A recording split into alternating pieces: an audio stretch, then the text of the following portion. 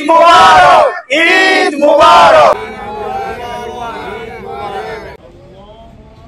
সীমানা পেরিয়ে দেশ থেকে দেশান্তরে ঈদের আনন্দ ছড়িয়ে পড়েছে বিশ্বজুড়ে। প্রবাসী বাংলাদেশিরা দূর দেশের আকাশে চাঁদ দেখেই বয়ে এনেছেন উৎসবের উচ্ছ্বাস। কেউ কর্মব্যস্ত জীবনের ফাঁকে খুঁজে নিয়েছেন একটু আনন্দ, কেউ বা পরিবার পরিজনের অভাব ভুলে জড়ো হয়েছেন প্রিয়জনদের সঙ্গে। প্রবাসে যারা থাকি তারা কিন্তু সবার ভাগ্যে আসলে ঈদের নামাজ পড়ার পর্যন্ত সুযোগ থাকে না, কারণ আপনারা জানেন যে প্রবাসে ঈদ মানে বেদনা, আনন্দ সবকিছু মিলিয়েই ঈদ আমরা উদযাপন করি। ইতালি প্রবাসী সবাই এখানে দেশের মতো আমরা ঈদ উদযাপন করতে না পারলেও নানা ব্যস্ততার মাঝে আমরা অন্তত ঈদের যে আনন্দটা সবাই ভাগাভাগি করে এখানে উদযাপন করছি। প্রবাসীরা আমরা ফ্যামিলিয়া থাকি, কিন্তু আমাদের মা বাবা তারপর অনেকে আত্মীয় স্বজন দেশে থাকে, আমরা তাদেরকে অনেক মিস করতেছি। সকালে রঙিন পায়জামা পাঞ্জাবি পরে ঈদগাহ ময়দানের দিকে ছুটে চলার মধ্য দিয়েই বাংলাদেশিদের ঈদ আনন্দ শুরু। ঈদের জামায়াতের পর চলে কুলাকুলি ও কুশল বিনিময়, তবে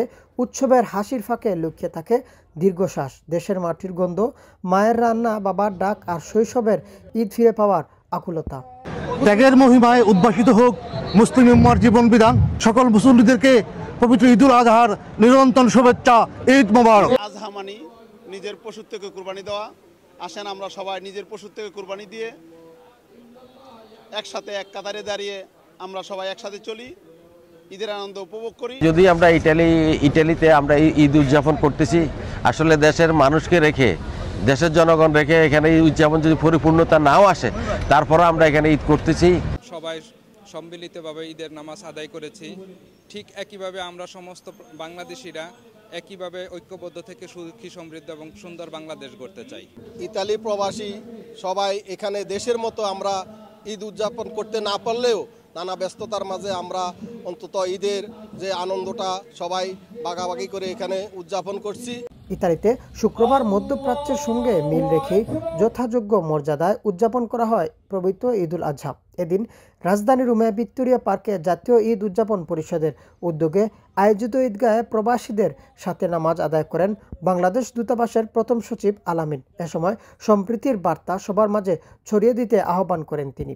ঈদুল আজহা আসলেই আমাদের উৎসর্গ করার মনের পশুকে জবাই করার একটা দিন। আমরা যারা বিদেশে কাজ করছি, পরিবার পরিজনকে বাদ দিয়ে অথবা নিজের পরিবার পরিজন নিয়ে থাকছি, তারা একটু নিজেদের জেনারেশনকে নিয়ে ভাবেন। এর মধ্যে ভেদাভেদ না রেখে আমরা সকলে এক, এবং এই দেশের যে নিয়ম, এই দেশের যে আইন, সেগুলো আমরা মেনে চলবো, যেন আমরা কালার্ড না হয়ে যাই। ঈদ জামাতে প্রবাসী বাংলাদেশি ছাড়াও বিভিন্ন দেশের মুসলমানরা অংশগ্রহণ করেন। নামাজ আদায় শেষে মুসলিম উম্মার সুখ, শান্তি ও মঙ্গল কামনা করে বিশেষ দোয়া মোনাজাত করা হয়। এ সময় দেশবাসীকে ঈদের শুভেচ্ছা জানান বিভিন্ন সামাজিক ও রাজনৈতিক সংগঠনের নেতৃবৃন্দ। আজকে আমরা সকলে দীর্ঘ যাবত ঈদের নামাজ আদায় করতে পেরে গোলামাঠে অত্যন্ত আনন্দিত, খুশি। আমি এই গোলামাঠ থেকে এই কুরবানির ঈদের নামাজ আদায় করে আপনাদের সকলকে ঈদের শুভেচ্ছা জানাচ্ছি। ঈদ মুবারক। এই কুরবানি ঈদের মাধ্যমে, আমাদের পশু কুরবানির মাধ্যমে আমাদের মনের যেই কলহ, আমাদের ভ্রাতৃত্ববোধ ও বন্ধন দৃঢ়তা আরো বেশি বাড়াবে। এখন নামাজ শেষ করে এলাম ইতালি থেকে। ঈদ মুবারক। সবাই মিলেমিশে আমরা ঈদ যাপন করছি, এটার জন্য দেশ এবং প্রবাসের সকল ভাইদেরকে ঈদ মুবারক। এদিকে ডিসেম্বরের মধ্যে জাতীয় নির্বাচনের দাবি জানান ইতালি বিএনপি। আমরা চাই আগামী কয়েক ডিসেম্বরের মধ্যে বাংলাদেশে গণতন্ত্র ফিরে আসুক, বাংলাদেশে ডিসেম্বরের মধ্যে একটা ফ্রি অ্যান্ড ফেয়ার একটা ইলেকশন হোক, এবং আগামী ডিসেম্বরের মধ্যে ইলেকশনের মাধ্যমে আমি বাংলাদেশের জনগণকে আহ্বান জানাবো, আপনারা তারেক রহমানের যে 31 দফা আছে, সেই 31 দফা বিনির্মাণের জন্য বিএনপিকে ভোট দিবেন। এবং আমরা প্রবাস থেকে আগামী ডিসেম্বরের মধ্যে জাতীয় নির্বাচন চাই। দেশের বাইরে এবং বাংলাদেশের ফ্যামিলি যারা আছে সবাই তারা যাতে সুস্থ এবং সুন্দরভাবে কোরবানি করতে পারে। বাংলাদেশের সবাই মা বোন সবাইকে ঈদ মোবারক।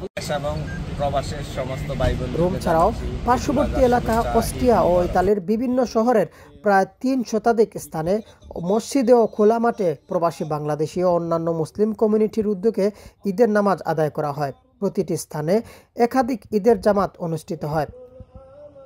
কুরবানির ঈদ হয়, অনেকে নামাজ শেষে পশু কুরবানি দিতে ছুটে যান। ইতালির ঈদগাহ মাঠ থেকে মিনহাজ হোসেন, লন্ডন বাংলা।